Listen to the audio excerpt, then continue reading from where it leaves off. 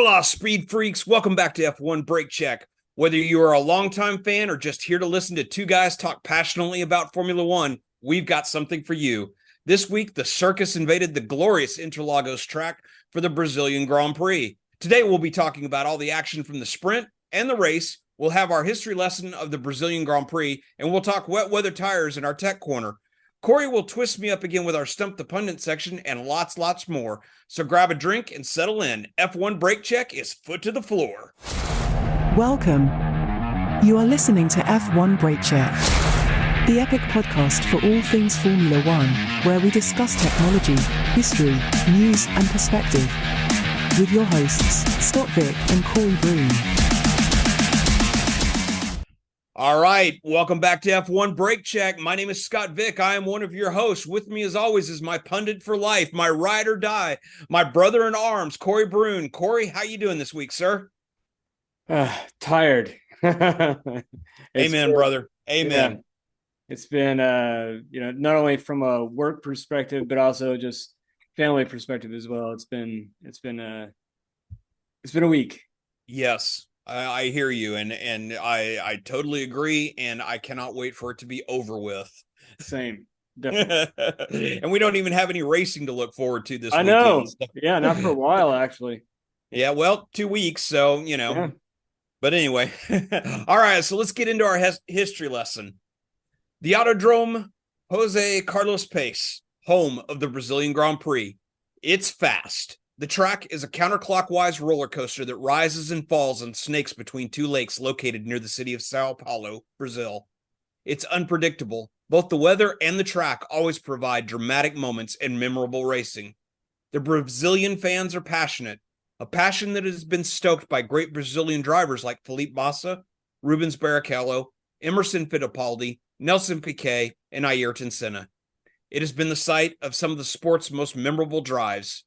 1991, when Ayrton Senna broke the curse and won his home race for the first time, the one that had eluded him for years. But that win came at a cost. In the closing stages of the race, Senna lost second through fifth gear. With only sixth gear, Senna turned in a drive for the ages. The race took such a toll that Senna had to be assisted from the car in order to make his way to the podium. 2001 saw one of the boldest overtaking maneuvers in F1 history. On his debut season, Juan Pablo Montoya passed Michael Schumacher, the reigning world champion, with a daring move on the main straight. Although Montoya's race was later derailed by a collision, his performance that day announced his arrival on the world stage. 2003 is remembered as one of the most chaotic races in the history of F1.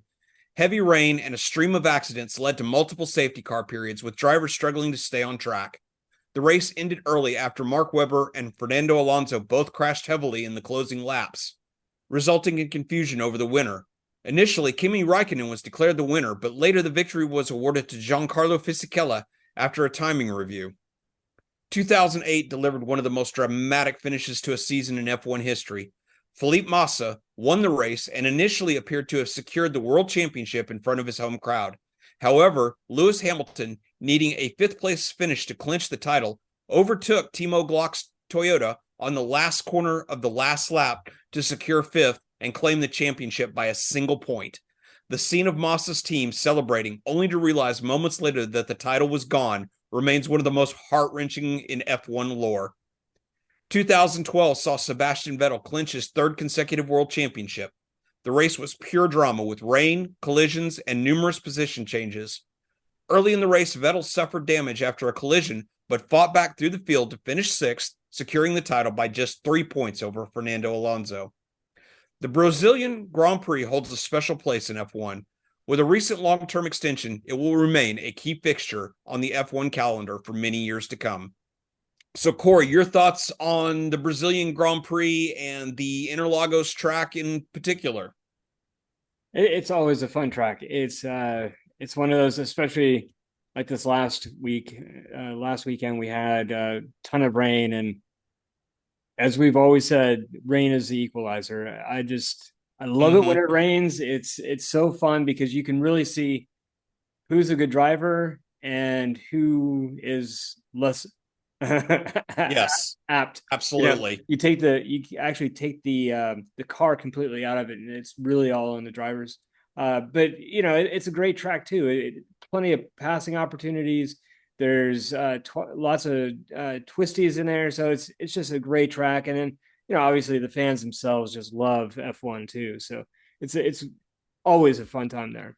What about Oh you? yeah, absolutely. Well, first of all, like you mentioned, the track is so fantastic in the fact that it does have some great overtaking opportunities, but it also has some very fast corners, like the corner de sol, as you're coming out of the Senna S's, and it's like the drivers just love the track, and you can totally see why. It reminds me a lot of Spa with the elevation changes, but because it's a shorter track, the laps are much faster and everything, but you still have that crazy amounts of elevation, because it's like you come down out, into the bowl, onto the front straightaway. So you come down onto the front straightaway, and then you make that long climb as you keep going back up and everything. And it's an incredible track. And then the weather always adds such a, huge amount of unpredictability, because almost Yeah, every year you almost always have rain plays into either qualifying or the race, or both, yeah. stuff. And then, with it being a sprint weekend, it played into, the proceedings even more so.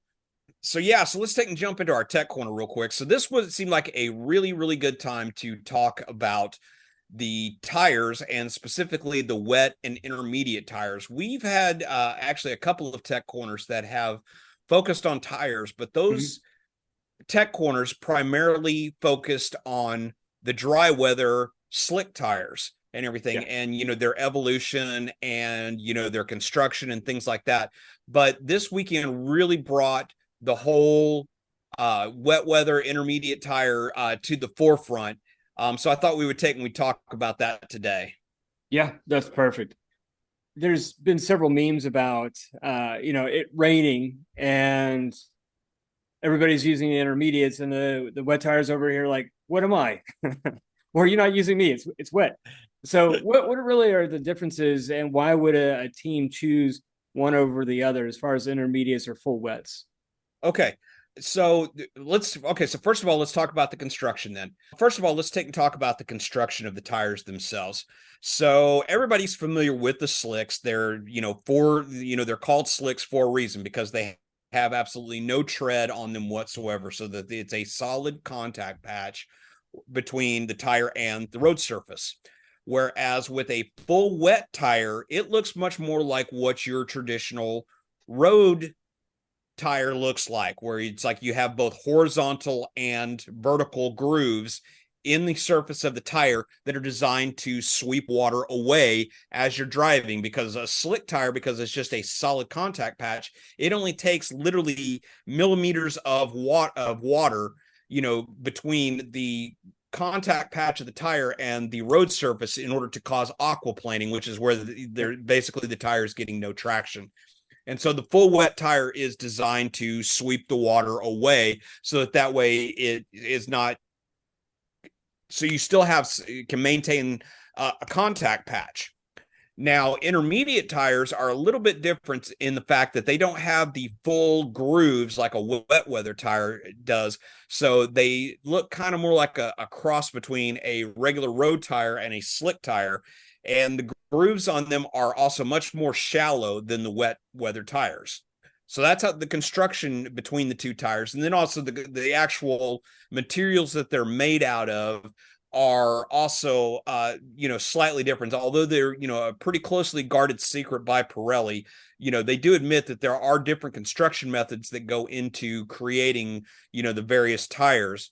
And then the other thing too is the intermediate tires have a tendency to be a little quote unquote stickier than the wet weather tires. The wet weather tires have a tendency to be a little more uh, rigid, if you will, or not, or they don't provide quite as much grip in the dry as, like, say, so like if you're comparing all three of the tires, of course, the slicks are always going to give you the most grip on a dry track. An intermediate tire will, have not quite as much grip because of the grooves cut into them. And then the wet weather tires will actually have, way less grip than even the intermediate tires because of the way that they're constructed.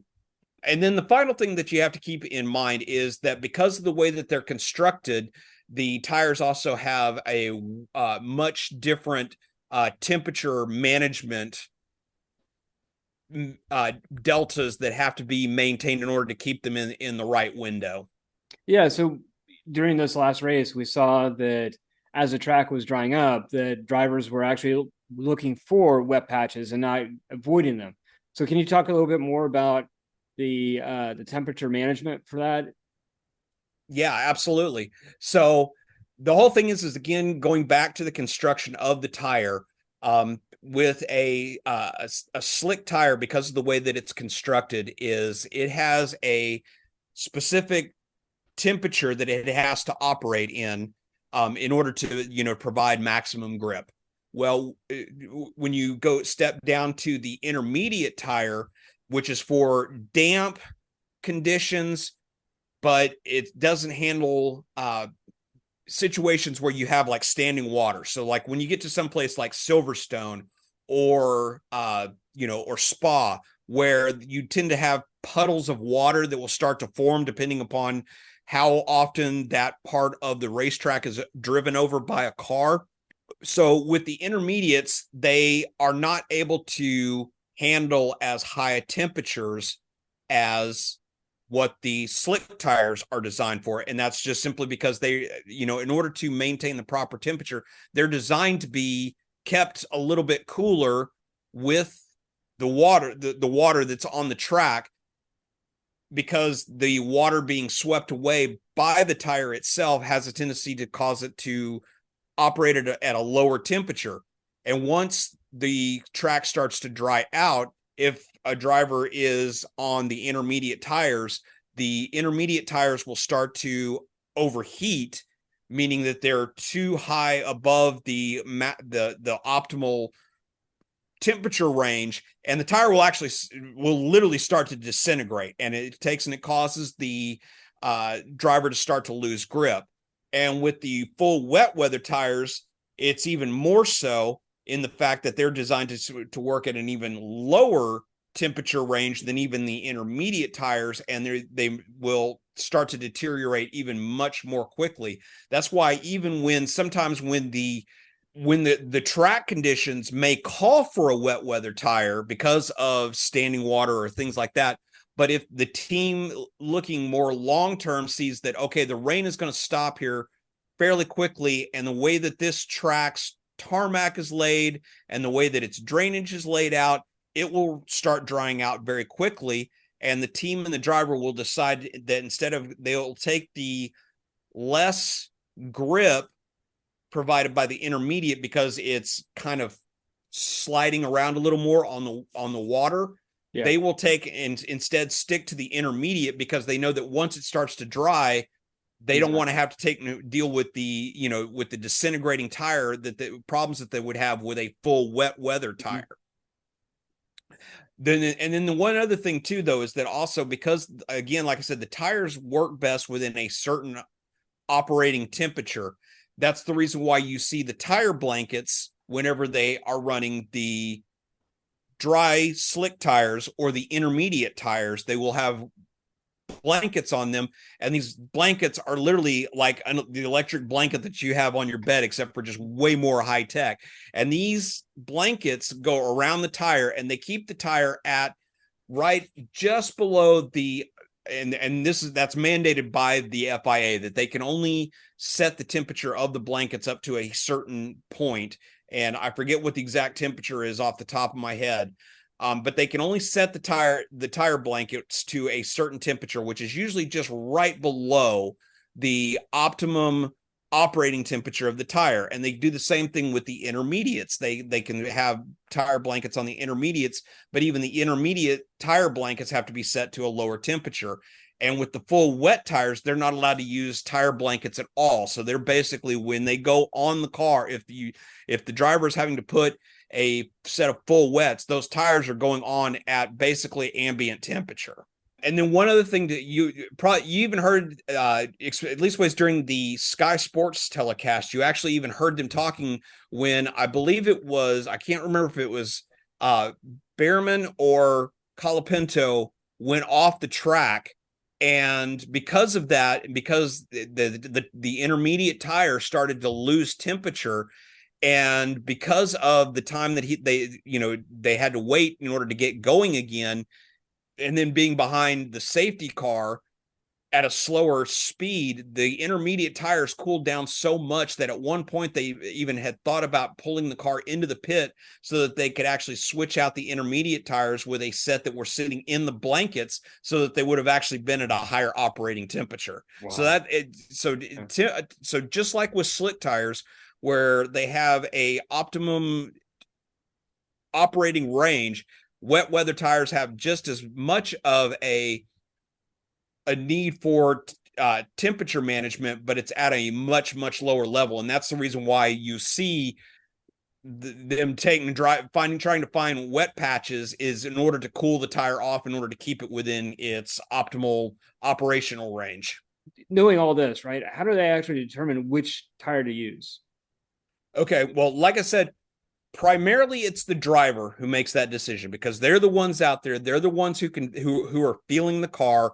They're feeling the track conditions. They generally will know what tire they want on the car based upon the conditions. Now, the team, because they have a lot more data available to them as far as things like the weather radar and the weather conditions on different parts of the track, they can make suggestions to the driver and say, okay, tell us what the tires are doing right now.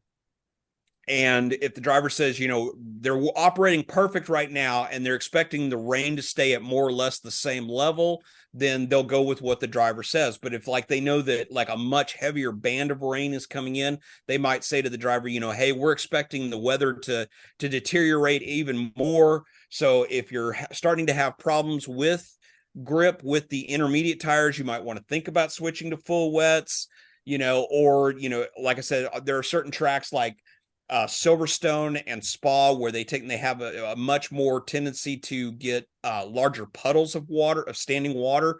That's a case where even with the grooves of the intermediate tire, it may not still provide enough water evacuation from underneath the tire. So they might then want to look at going with a full wet tire. But because, and we'll get into more of this in the breakdown from this weekend at Interlagos, they had just completely resurfaced the track. And so even with the torrential downpours that they had, they didn't have a whole lot of standing water. And that's the reason why we saw the intermediates used and not the full wets. So and again, that, all came down to the driver makes the call, but the teams also will make suggestions based upon all the information that they have that the driver may not necessarily have at the time. All right, so that's your breakdown on wet weather tires. All right, so we are on to what is arguably my favorite part of the podcast every week. This is a section where Corey will take and try to twist up my brain in a section we call Stump the Pundit. So, Corey, what do you have for me this week? So, Lance Stroll did we'll talk about it more in the next section, but let's just say he went for a nice ride and then stopped short very quickly. So I thought, hey, why not have a bit of fun, and let's see how much Scott knows over Lance Stroll.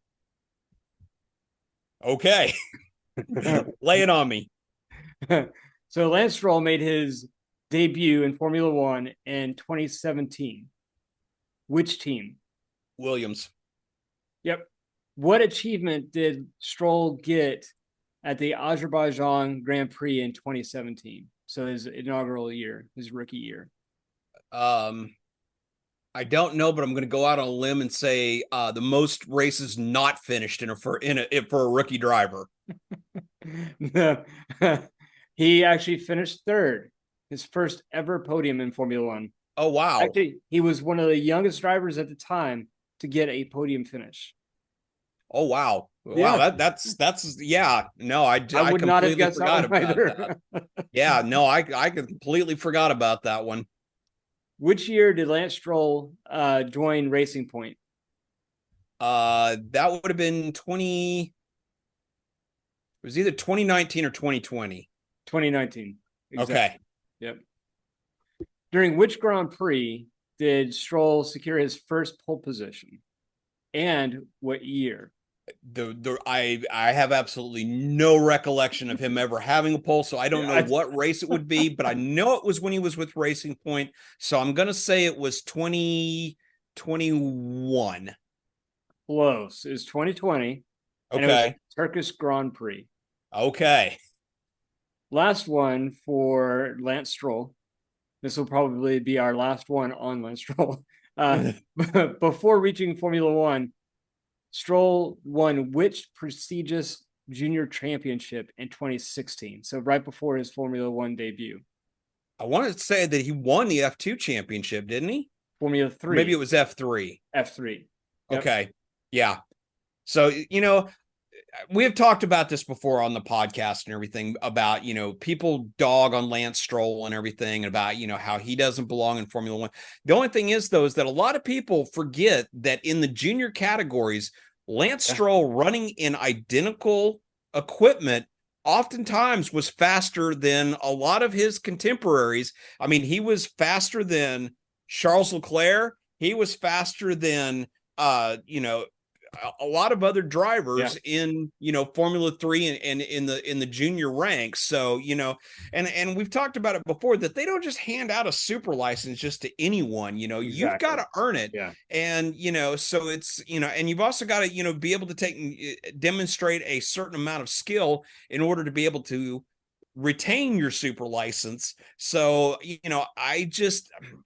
although like I've said, I don't think Lance Stroll is ever going to be a world champion. Right.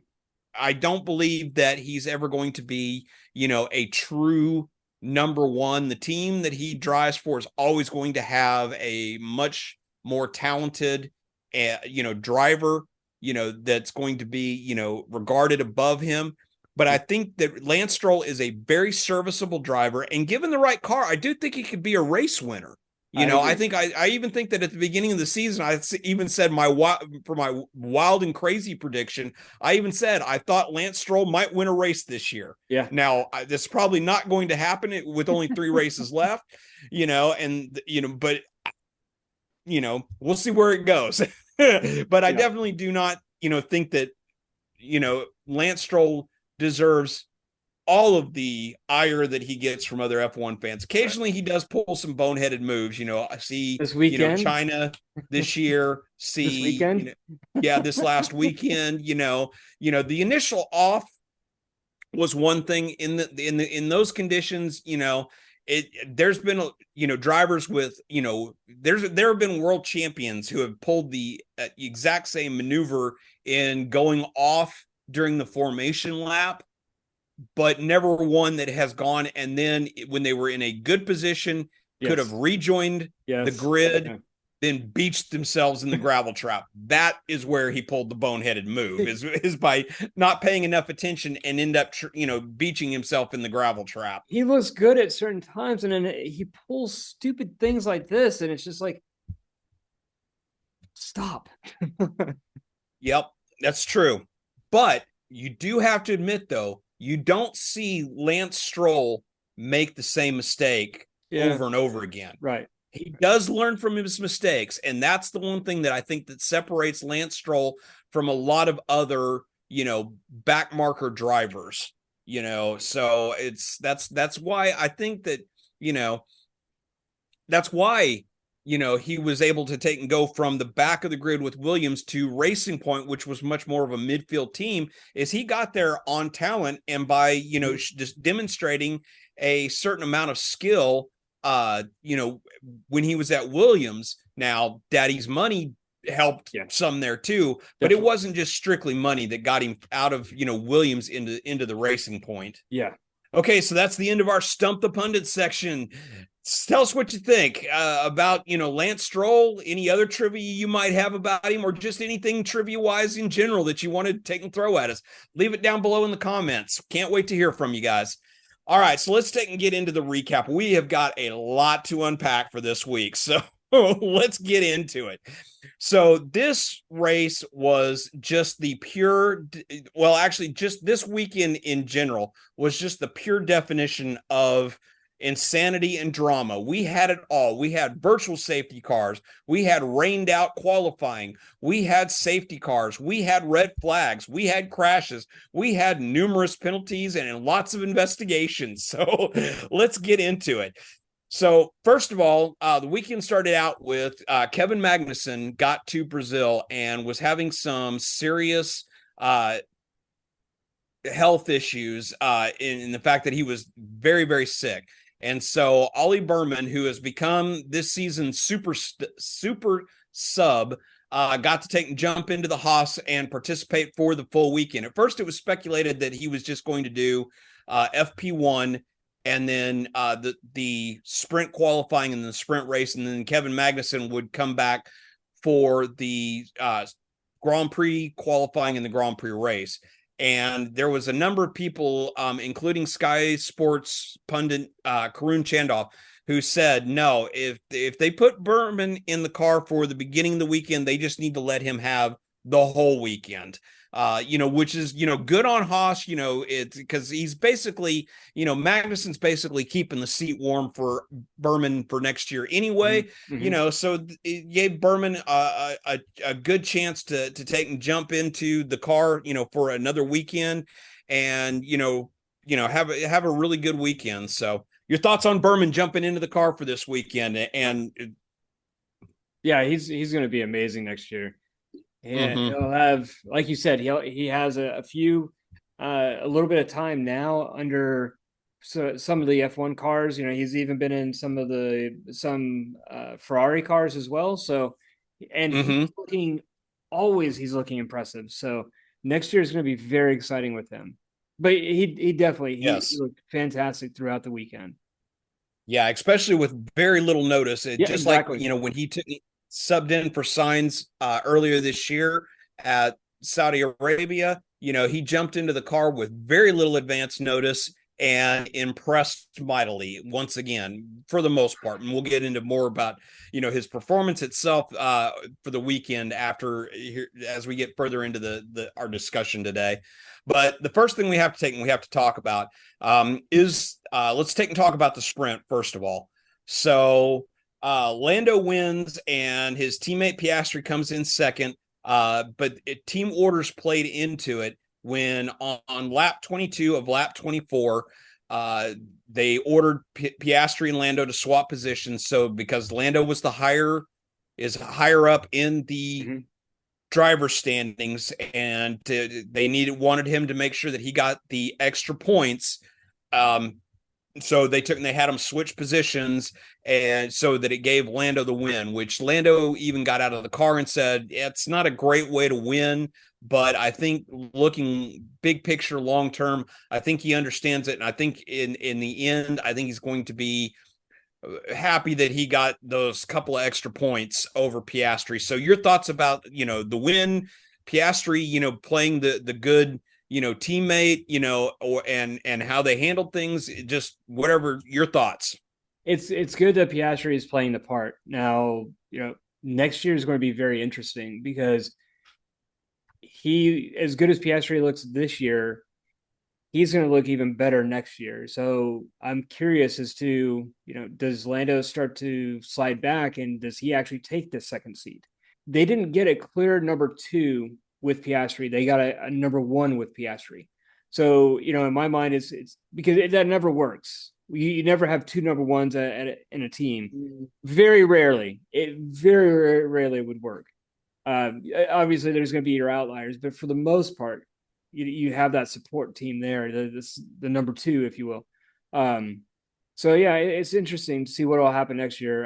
But Piastri continues to impress. He's a phenomenal driver, and for him to play the team part, good on him. What about you? Yeah, no, the thing is like you said, very rarely does it work when you have a team that has 2 number 1s, but there have been some cases where it has been A lot of times it does not work, especially when you've got big personalities. See McLaren in the late 80s with Prost and Senna, or Ferrari with Mansell and Prost.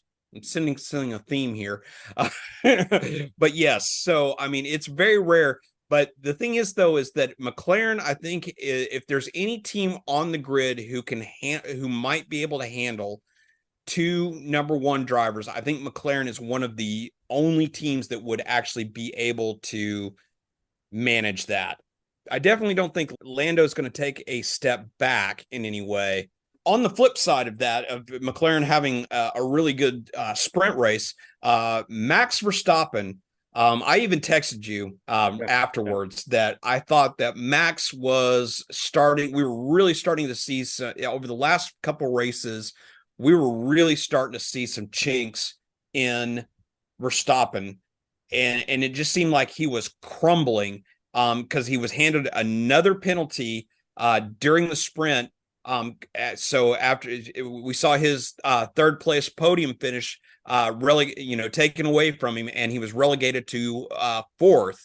Mm-hmm. So your thoughts on Grand Prix aside, which we'll get into in a few minutes, up until the end of the sprint, what were your thoughts on Max and how his weekend went? Yeah, he's definitely getting, or at least back then during the sprint, he was definitely getting frustrated. And, part of that is maybe the mentality of they're out to get me is kind of playing, or was playing into his mind. The 5 seconds penalty, the 2 10-second penalties, the race before in Mexico, maybe make the argument of subconsciously or even consciously that something's playing in his mind as far as, the British media and the British portion of Formula or the FIA were setting higher penalties on him and, citing all this stuff. I don't really see that being the case, but maybe some of that was playing into his head and really getting him to be more frustrated than he normally would be. Because Max has always been, not on the track necessarily, but he's been fairly level-headed for the most part. So, on the track, at times he can be fairly dangerous. In fact, I think even Lewis has commented on that a few times as far as, Max being very dangerous and giving him basically a very wide girth to make sure that he's far enough away from Max not to get in a crash or be involved in a crash. Yeah, and you're right. And it's just, even, Lando made the comment during the race last week that it's like, this guy is dangerous. And I mean, it's, you want a driver, especially a world champion caliber driver. He's going to get the elbows out. We've seen, Lewis do it. We've seen Vettel do it. We've seen, Schumacher do it, a number of times. But there are times where they step over that line. Schumacher did it on a number of occasions. We've seen Verstappen do it. We've seen Vettel do it, a handful of times. We've seen Lewis do it a few times as well. But it's the difference is though is that you see those other drivers, they will do it occasionally. They'll get their elbows out and they'll do it to the point where they're stepping over that line, but then they are able to reel it back in. But it just seems like that Max just doesn't seem to have a point where he just continues to step over that line over and over and over again. And I think that's part of the reason why we're seeing so many penalties handed down to him now at this point. Right. Yeah, it seems that the stewards are having enough of it. On the flip side of that, though, we had Ferrari also look very, very strong in the sprint race. And you and I both talked about it during the preview part of the podcast before the race, that we thought that Ferrari was going to have another, really good weekend. And on the sprint, they did, so with Max's penalty, it elevated Charles Leclerc up to third place. Mm-hmm. And Carlos Sainz finished a very, very solid fifth. Yeah. So for, through the sprint, Ferrari looked really, really good this weekend. So your thoughts? Yeah, Ferrari. I have a lot of hope for them. So I know we I have think a only lot of people do. 3 races to go, but it would be phenomenal to see them take over the constructors, and they're racing really, really well. So Yeah. right now it's really like you said last podcast. It's really anybody's game at this point, except for Red Bull. Yeah. Yeah. Red Well, I Bull, don't know. I mean, we could see Red Bull, pull something crazy out, but I don't. But because of the lack of pace currently from Checo. Checo, I just don't see it happening. I definitely think that, they are pretty much I pretty much see the title fight now is unless Ferrari or McLaren really cock something up, I think that it's going to definitely be it's now a two-way fight between McLaren and Ferrari for the constructors champion. Right. Unless Ferrari and McLaren both get DNFs for the rest of the season, I don't Oh see yeah, Red no. Bull getting second or first. Yeah. There's just no way because Checo's just not a factor. He's not Yeah. for the most part, he's not even in the points. So, you have one driver scoring, and you're not going to do that with Ferrari and McLaren. Yeah. There's just no way. No, absolutely. I totally agree with you.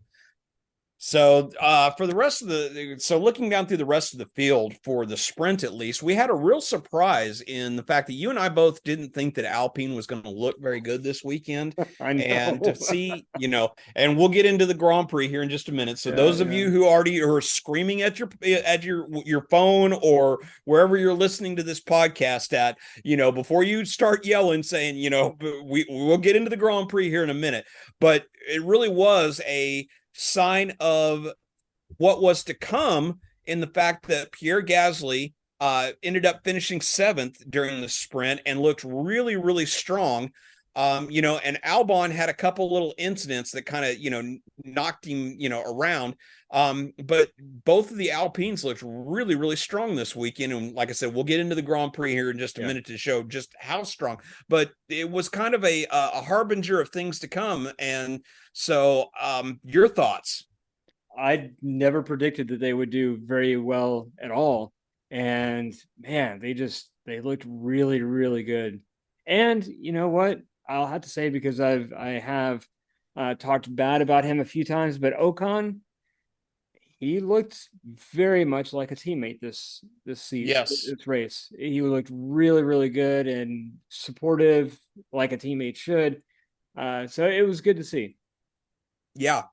And then the one other one that I wanted to talk about who impressed me mightily this weekend was Liam Lawson, who has stepped in, after he stepped in 2 races ago, stepped into the Racing Bulls, not vacated, it's not the right word I'm looking for, but that was, Well, it was vacated.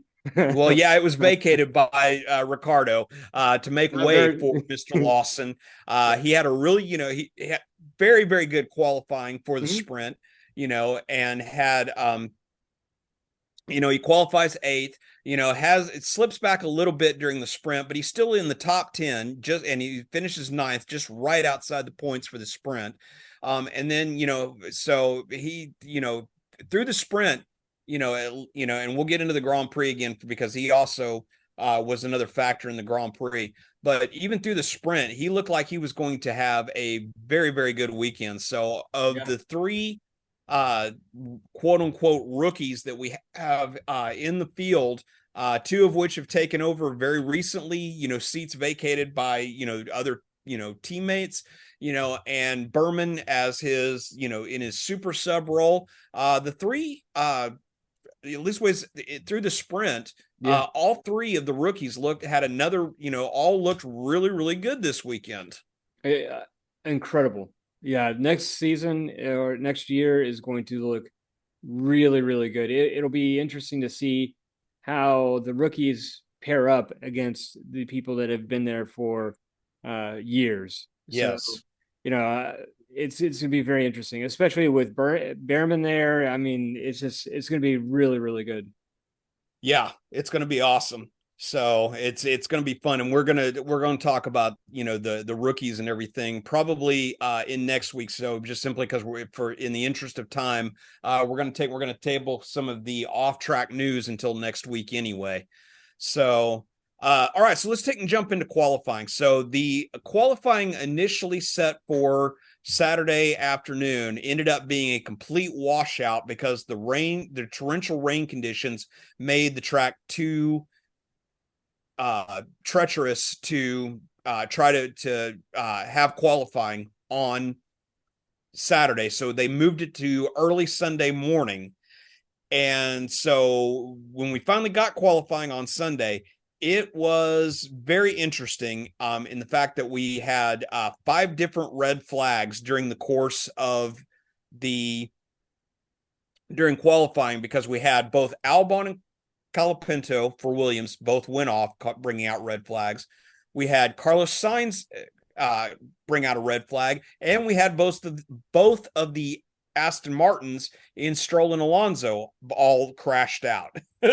So, first of all, what say you on the multiple red flags during qualifying? Again, it's one of those things that you deal with when it's wet. So people driving too fast and trying to make up places, it makes for great entertainment though. Yes, it does. Fortunately enough, nobody was hurt. I mean, Yes. there was a couple of wrecks, but nobody was actually hurt. So, Yep. Otherwise, obviously, it wouldn't be funny. But it was very entertaining. Yes, very much so. But okay, so for qualifying though, we had a couple of drivers who were really were not they were very much a surprise. So we talked about both Bierman and Colapinto looked really good up through the sprint, but then we get into qualifying in the torrential, because even though the conditions were not as bad on Sunday morning, it was still very, very wet for qualifying. And so we had Bierman and Colapinto were both out in Q1. Along with Nico Hulkenberg, which was kind of a surprise as well, although his sprint ended up in the gravel trap as well for Hulk. And then Lewis Hamilton, of all people, he just did not look comfortable in the car all weekend long. Yeah, it's unfortunate, but yeah, he never looked comfortable, and maybe that's partially because of the rain. Maybe the car just isn't set up correctly for that track plus rain. But yeah, you're absolutely right. He just never looked comfortable. Yep. So, and then we get into Q2, and both Max Verstappen and Sergio Perez end up getting bounced out in Q2. And the surprising thing is the fact that Max was only about 0.3 of a second faster than Checo during qualifying, which was really, really surprising. Yeah. In that fact. And then plus, because Verstappen had taken on a new power unit before the weekend started, he knew that he was going to be getting a 5 place penalty for in qualifying for the Grand Prix itself. And so that ended up putting him even further back in the field with the poor showing in qualifying, and the fact that, even Valtteri Bottas in the much maligned Sauber actually out qualified Max on Sunday morning. Yeah, and it had to be Sunday morning because Saturday was rained out. But yeah, with the engine penalty as well, Max ends up in 17th. Yeah, exactly. So it was a pretty disastrous qualifying for Red Bull in general. Yeah. And then we get into Q3, which I talked about, how both Stroll and Alonso ended up bringing out the red flags, but it was kind of surprising to see both of them make it into Q3, and both of them looked, Stroll's actual, had a fast enough time to get him into Q3, but he actually didn't set a time because his off came out at the very end. I think it either came out at the very refresh my memory. Either he crashed out at the very end of Q2, or he crashed out before he was actually able to set a time in Q3. He made it to Q3 if I remember correctly. Yeah, Yeah. he made it into Q3, but he never set a No, time. he I couldn't don't know set if a he just time. had a Yep. fast enough time to keep him into Q3, Yep. but okay. So, but yeah, so, and then, surprise, surprisingly enough, Piastri did not have a great qualifying. He ends up Yeah. only qualifying eighth, Yep. and then Alex Albon has his massive shunt.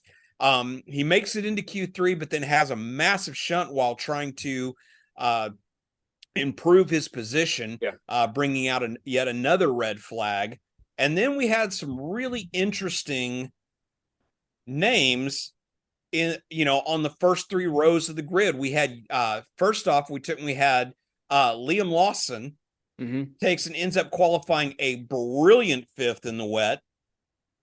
And then, as we were alluding to a little bit ago, when we were talking about how Alpine really surprised, and this was a case where the driver really made the difference in the fact that Esteban Ocon was able to drag his Alpine up into its best qualifying position of the season and wound up in fourth place on the second row of the grid, right next to the very surprising performance of Yuki Tsunoda in his Racing Bull, who qualified third. Yeah. Yeah. Yuki looked good. Well, at Yeah. least initially he looked good. Yeah. Yeah. During qualify, during the sprint, he didn't look great. I think that they really didn't get, the maximum out of the car during the sprint, because he didn't qualify very well and he ended up only finishing 15th in the sprint. But come qualifying, he was just sublime. Oh yeah, he looked great. But then again, so was Ocon. Ocon looked really good too, in the fact that he was only 3/10 off of Yuki's time as well. So I mean, both of them plus Liam Lawson made for like we talked about at the beginning. Rain was the great equalizer this weekend. It's like rain equalizes the cars, but it doesn't equalize the drivers, and that was on full display during qualifying. For the Grand Prix. And then at the top of the speed chart, we had Lando and George, in their typical positions, with Lando taking a really solid performance to take pole, but by only 17 hundredths of a second over George Russell's surging Mercedes. And it was really kind of a total surprise to see Hamilton struggling so mightily and George in the same car looking so strong. Yeah, it's crazy. It's crazy how different those two drives were. I mean, if you watched Hamilton's car and then you watched Russell's car, they didn't look like the same car. Hamilton's car looked like it was all over the place. It was bouncing, and Russell's car was straight. It wasn't bouncing at all. It looked, honestly, it just looked like two different setups completely. Yeah, it did. It really did.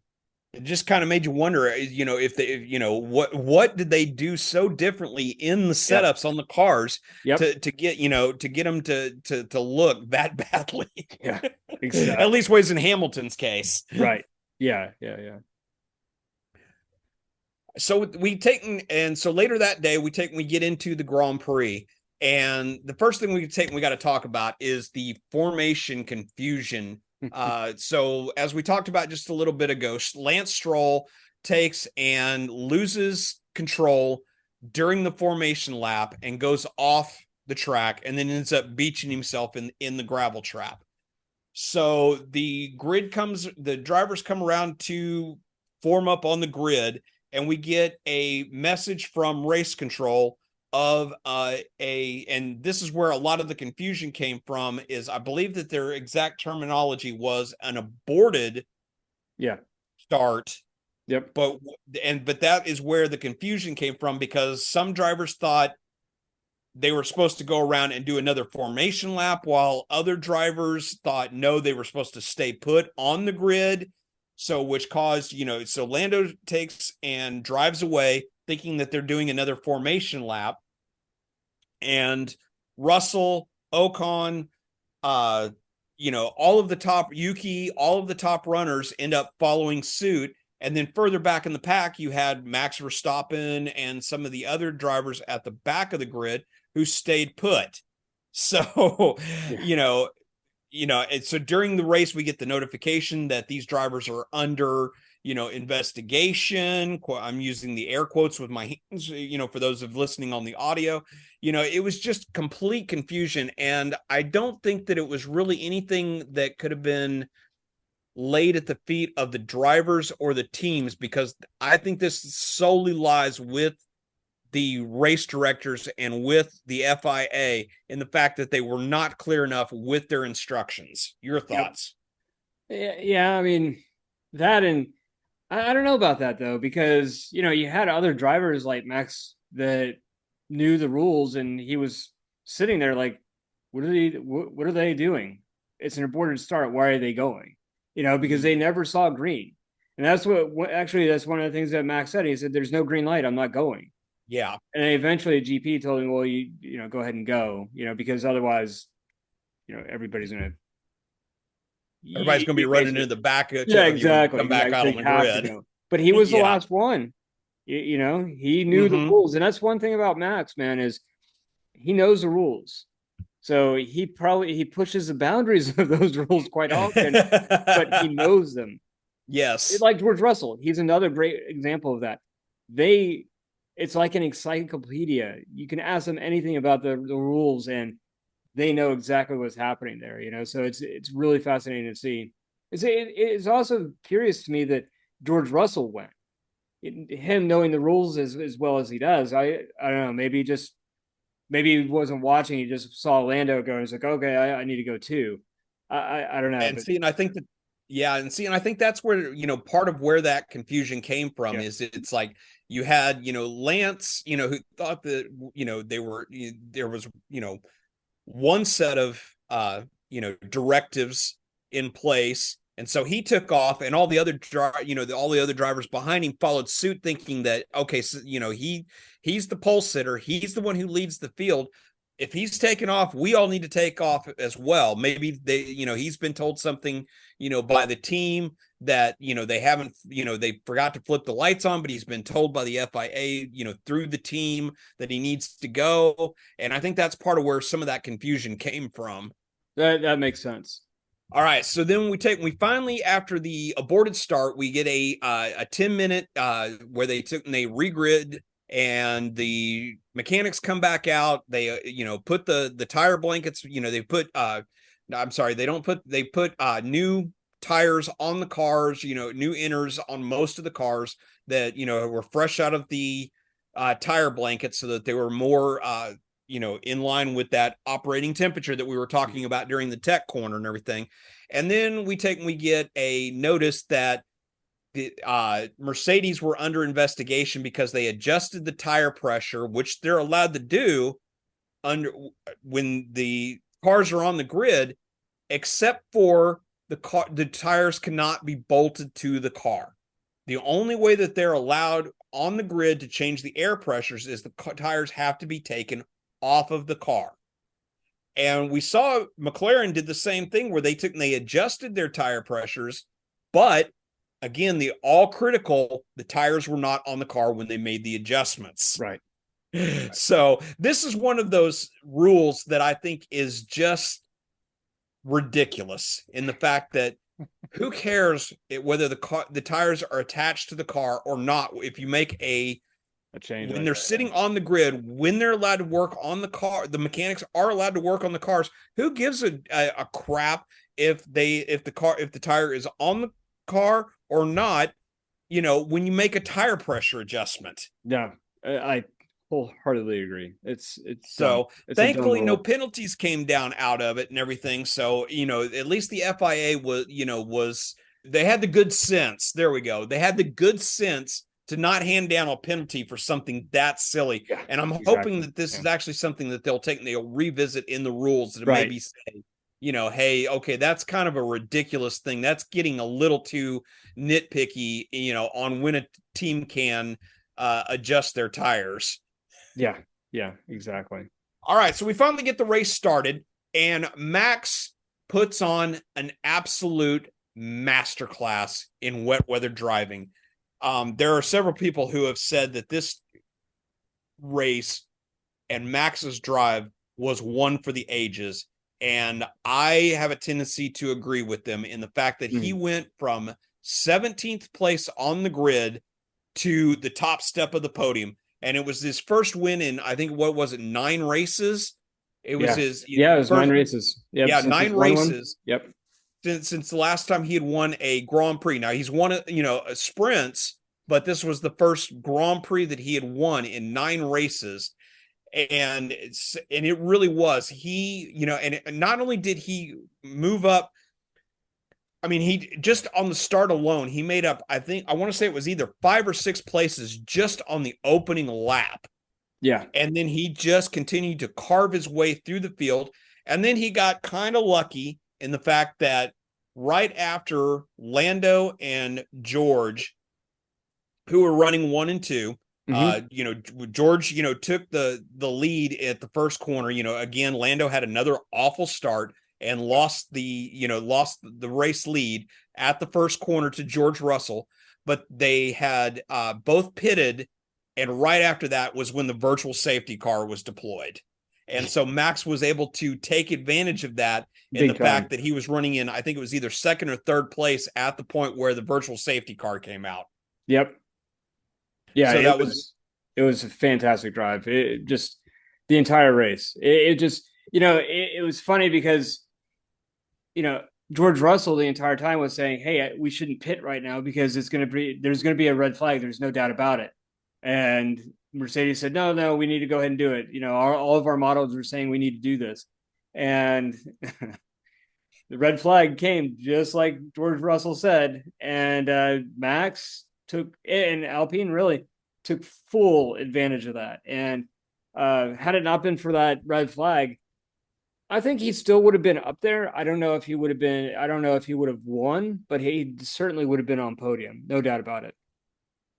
Yeah, I don't know about, it's kind of one of the great what if situations. But the thing is, though, is that you got to also remember that there was a lot of things that happened between, the time that George and Lando pitted and the time that the red flag came out. Is we still had, we had a virtual safety car period, and then we had a restart, and then we had, I believe it was Calapinto who went off. Yeah, I think so. Which brought out the full safety car. So, we had another appearance of the safety car for the 2nd weekend in a row. I'm sure Burt Mylander is, really happy that he's got some job security again, because I'm sure he was probably getting nervous there for a little bit. Yeah. But, it brings out the full safety car, which then takes and eventually results in the red flag that, the Alpines and Max were able to take full advantage of. But it was those things that in between is what really kind of gave them the advantage, because like I said, the virtual safety car actually, because of the rain conditions, actually came out right after Lando and George had both pitted, which they were running in, I believe it was 4th and 5th place or 5th and 6th place at that point. So it was just really bad timing. So do you think there's some people that have speculated that they think that the FIA actually did that on purpose to give Max an advantage, which I think is total poppycock. But what do you think? Do you think that they, the virtual safety car came out at an inopportune time, or do you think that Mercedes and McLaren just goofed it up and pitted at the wrong time? Well, like I said before, George was telling them we should not pit right now. So I think it was a wholeheartedly on Mercedes that they made the wrong choice. And then same thing with McLaren. I think that they weren't reading the situation correctly, because just looking at the track, you knew somebody at some point was going to beef it up. Somebody who was going to eat it. And, Russell was absolutely correct. He knew that the conditions out there were such that somebody was going to do it. So somebody was going to have a wreck or go off track at the very least. So, he called it. So I don't think it was the FIA. I don't think it was, the stewards. I don't think anybody had a play in any insidious conspiracy theories or anything like that. I just think that Lady Luck was on Max's side at this point. Yeah, absolutely. So at the end of the safety car, we have Esteban Ocon is leading the race with Max Verstappen right behind him, and Ocon timed the restart from the safety car perfectly. Yeah. He could not have planned it any better. And so he ends up leading a couple laps before, and again, I forget if it was Colapinto or Berman went off, or maybe, no, I'm sorry, it was Hulkenberg that brought out the red flag. And so the cars, go into the pits, and the drivers, all exit the cars and everything. And then they do a rolling start. And then there was the whole debate about whether they should do a rolling start or whether they should do a standing start, which I think that the FIA in this case got it right. And the fact that they should have done a rolling start, I think a standing start would have been way too dangerous. Yeah. But we get a rolling start. Ocon didn't time it quite as perfect the second time around, and Max sweeps around him and is off in the distance. And so it's, again, going back to the fact that it was such a brilliant drive that Max in the wet conditions actually passes Ocon, and it winds up finishing over almost 20 seconds ahead of Ocon in the rain. That is just sublime driving. Definitely a driver knows his car, knows. Yeah, it was just a phenomenal drive. Yep.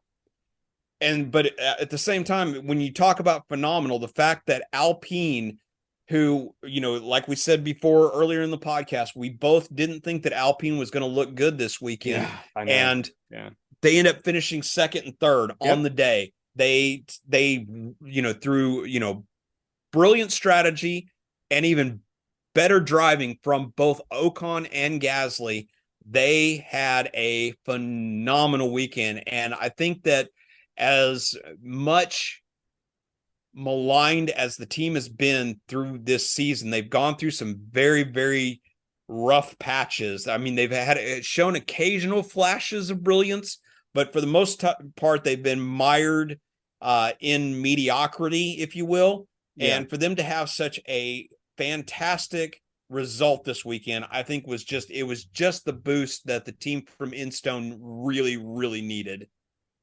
Yeah. Oh, definitely. And I think what was it? They gain now 15 million if they stay where they are in the constructors. Yes. No. Huge. It's 50 million. 50 million. Yeah. That's how big of a difference it made, because they over the course of the weekend, they had such a huge point haul. It was almost like Ferrari's point haul last week in Mexico.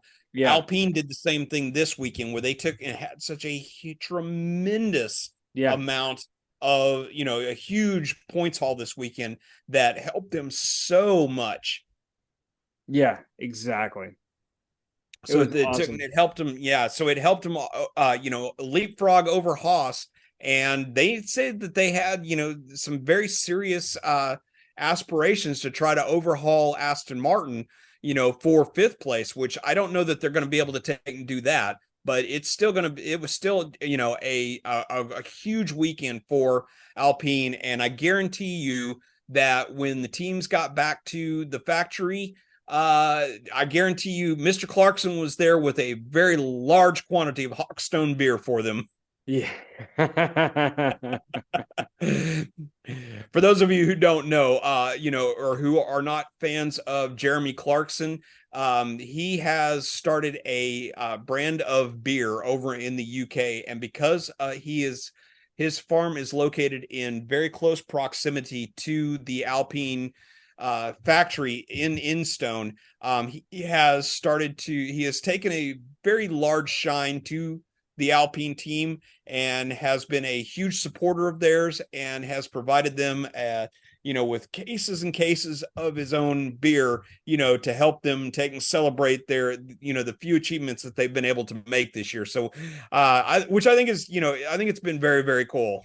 Yeah, I totally agree. All right, so we already talked about Lando, so let's take and talk about his teammate, in the fact that, he didn't have he had a really good sprint performance, but his day on race day was not the best, but he definitely fought hard and was able to make the best of the situation in the fact that he qualified 8th. He didn't lose any positions during the race, at least was at the finish. So the fact that he was able to bring the car home in 8th and garner at least was salvage a few points for for the weekend as far as the race itself goes. So I think that Andrea Stella said it best in the fact that come race day, it was really all about minimizing the damage for the weekend. Right. And they did for the most part, but man, this weekend really killed Lando's hopes. Not demolished them. They're not completely dead, but I mean, they took a huge hit. That's for damn sure. The fat lady is on the stage, so to speak, ready to sing. Yes, very much so. There's 80 points left in the championship, or I'm sorry, there's 80 points left in the season in total, and Max is leading by 60-ish points. So it's going to be tough. Not impossible, but it will be tough. But and it will require a couple things that are going to have to go Lando's way. So it's like, Max is going to have, it's going to have like a DNF in there or something, that, and Lando wins, it's like you said, he's not mathematically eliminated, but there's a lot of things that are going to happen in order for Lando to be able to overhaul Max in the driver's standing. So I really don't see it happening, unfortunately. Like you said, I think the fat lady is definitely on the stage and she is warming up. Well, we got to take and talk about the black flag that happened. So the red flag comes out, and shortly before that, Hulkenberg takes and spins out, and he gets beached on I believe it was either a curb or a drain along there, and the marshals took and helped get him off of that, which is a violation of the FIA rules in the fact that the car is not allowed to have any outside help when it goes off the track. And because the marshals helped get him back onto the track, once Hulkenberg was back in the pits under the red flag conditions, he was disqualified from the race and was not able to restart when the cars restarted after the red flag period. So your thoughts? Do you think Hulk got screwed? I mean, there's no way without outside help that he would have gotten off that curb. There's just no way. No. The rules are as the rules are. Any outside help, no matter how small, you're disqualified. And I see the rationale behind that. There's several rules that I'm like, well, that's stupid. This one makes sense. You shouldn't have outside help, especially people that they shouldn't be doing that unless it's to stop a safety car or red flag or something like that. But the intent is to get them moving and not have them rejoin the race. The drivers know that if I get any help, if I get out of the car, I'm disqualified. Remember a few years ago when George Russell got out of the car when Zhou Guanyu had that horrible crash. He got out to help him. Well, yes, he was disqualified because he got out of the car. Well, yes, I understand that rule too. So, yeah, it sucks when it happens, especially when your car is healthy like Hulk's was. But the rules are there. He would not have gotten unbeached if it was not for them. You can't get out of the car. So no, you're right there on the head. I mean, it's the fact of the matter is that he broke the rules, and the disqualification was warranted. And the reason why, and there's a reason why those rules exist is they're there for the driver's safety, because once upon a time, if a driver stalled the car, he could get the marshals to take and give him for, a bump start where he would be able to take and get them to, they would start, the marshals would push the car along just long enough for him to take and be able to pop the clutch and get the car refired and take off. but a lot of times that took and put the marshals in danger. Sometimes it put the driver himself in danger because he would be in a precarious position on the track and everything. And so it's the same reason why, once upon a time, there's been several instances, even the great Ayrton Senna once stopped his car after a really bad accident, climbed out of the car to assist another driver. And I forget which driver it is off the top of my head, but Senna did that on more than one occasion. And for the driver's safety, though, with the car still, circling the track, you can't have the drivers getting out of the car and running around. Their heart's in the right place, but they also have to think about their own safety. Yep. And so I think that the FIA, the reason why those rules exist is for a good reason. And the rules are very clear, so I don't think that Hulk got screwed, other than the fact that, he was already beached. So at least this way, he was able to get the car back to the pit, back to the garage, instead of having it wind up on the back of a flatbed. Exactly. or worse, or something happening to the car. At least he was able to get it back. But, at the same time, it was one of those situations where, yes, you got to, you're disqualified, retire the car, have a nice day. Yep, exactly. All right, then. So let's take and talk about Yuki real quick. We already kind of alluded to it just a little bit ago, but Yuki had his best ever qualifying in the fact that he qualified an absolutely phenomenal third place, second on the, second row of the grid. And although, he didn't have a great race, he had a couple issues and everything and ended up finishing 8th. He was still in the points. So it was still, a pretty good weekend for Yuki. I think it went a long way towards, reestablishing his, case for, that second seat at Red Bull, at the the Big Brother team and everything. So so what did you think of Yuki's performance this weekend? He drove a solid race. I really, he's been kind of floundering a little bit over the last couple of races, but this one, he really looked very, very good. Real quick, we'll talk, Ferrari, had a really good sprint, not so good in the race itself, and the fact that Sainz ends up crashing out and did not finish, and Leclerc ends up finishing in 5th place. So not a great race for Ferrari. Yeah. I don't think there's much to be said there. Again, they were just like McLaren in the fact that they were basically doing damage control for the weekend, especially once Sainz went off. He went off in qualifying and during the race. So it was a very disastrous Sunday for Sainz. Yeah, it's too bad because he's been looking so good. And then, Yep. And then as long as we're talking about disasters, it was a total disaster weekend for Williams, and the fact that Albon, who made it into Q3, but then took and crashed out on his final flying lap and damaged the car to the point where he wasn't actually able to start the race later that day on Sunday. And Colapinto also went off during the race and ended up not finishing the race. So it was just a really disastrous weekend for Williams. So let's wrap it up. Yeah, let's wrap it up. Okay, then. So the sun is set over the Interlagos Lakes, and we are out of here.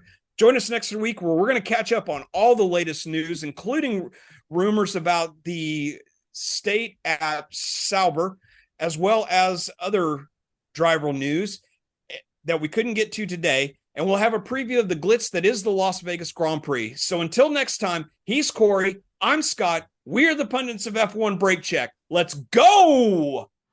Thank you for listening to F1 Brake Check. If you have enjoyed what you heard, don't miss a single episode by hitting that subscribe button in your favorite podcatcher, or you can watch the video version on YouTube. Help us grow by sharing us with your friends and fellow F1 fans. You can contact us on Facebook, Instagram, Threads, TikTok and X at F1 Brake Check. Our website is f1brakecheck.com, where you will find links to all our content. We value your passion and your feedback, so please take a moment to review our podcast. Your reviews help us grow and improve, and it means the world to us. Share your thoughts, rate us, and let us know how we can make the show experience even better. F1 Brake Check is a production of Brake Check Media. For your hosts Scott Vick and Corey Broom, Until next time, keep yourself inside track limits, and try not to pitch it in the kitty litter.